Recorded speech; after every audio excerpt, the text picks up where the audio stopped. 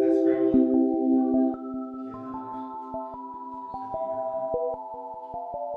From Margie.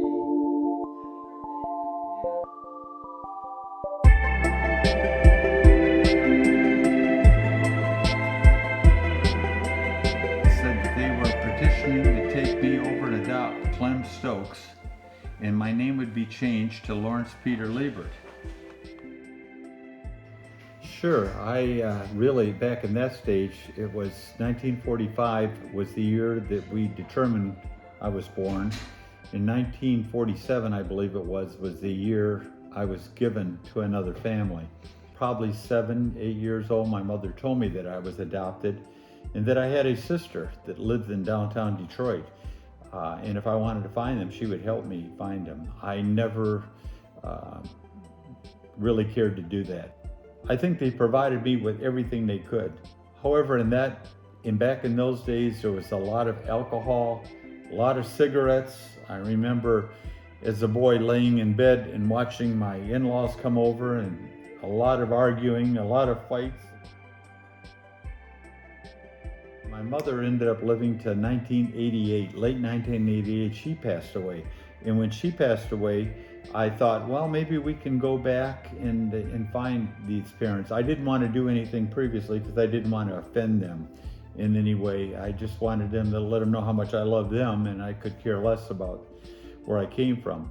But one of my daughters, Jennifer, at that time, suggested, after talking with her brother and sister, that, hey, for medical reasons, why don't we try and locate this family? I found old records in papers and stuff like that, and I needed a birth certificate. I joined a group called Adoption Identity Movement, and they gave me a lot of information.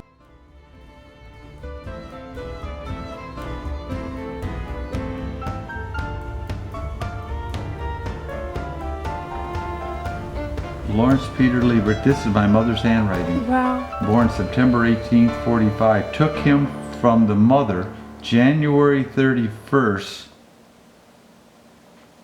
He had a coal when we got him. I had a name change. I found that out that I didn't know. My name was William Clem Stokes. It was changed to Lawrence Peter Liebert. My father was Peter Lawrence Liebert. And so I found out all the information, and I never had a birth certificate throughout my entire life. I had a registration, but never anything else. So what I did is send a letter to the state of Michigan, and I gave them the address that I lived at, and I wrote down that my name was William Clem Stokes. I got a birth certificate within 2 days. We used that to research. It said her name was Betty Stokes. My father's name was Robert Earl Stokes.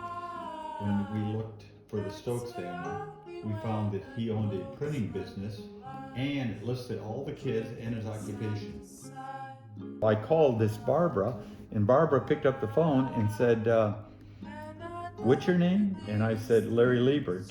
Instead of Lawrence, everybody calls me Larry, but I said my name was changed. She said, what was your name? And I said, William Stokes, and she screamed and dropped the phone. She started crying. She said, Bill. Yeah. And she says, Mom died like 2 months ago. And she said she was asking about you. She said she knows you were living close by. I think there was that connection. There was a lot of the questions I probably would have asked that now when I look back on it. But my oldest sister, she's 3 years older than me, Bonnie, told me a lot about my childhood, how we were raised in the projects, and the truant officers and the police would come looking for me, and they know they had children here, and she would hide me. And I had pneumonia when I was little and things. People think, well, I'm going to find my family, and there's a rainbow at the end of that with a pot of gold. Because we thought, oh, we might hit the jackpot here. Yeah. Because remember, there are some people in Maine. We're like, Yeah. there's some potential over there. Yeah. It was just destruction and a lot of heartaches that was going on. But I think we used all those heartaches to turn them into blessings. Now the day is come and I am on my own. The girl is still unknown. I hope to see her when I sleep. Now the day is come and I am on my own.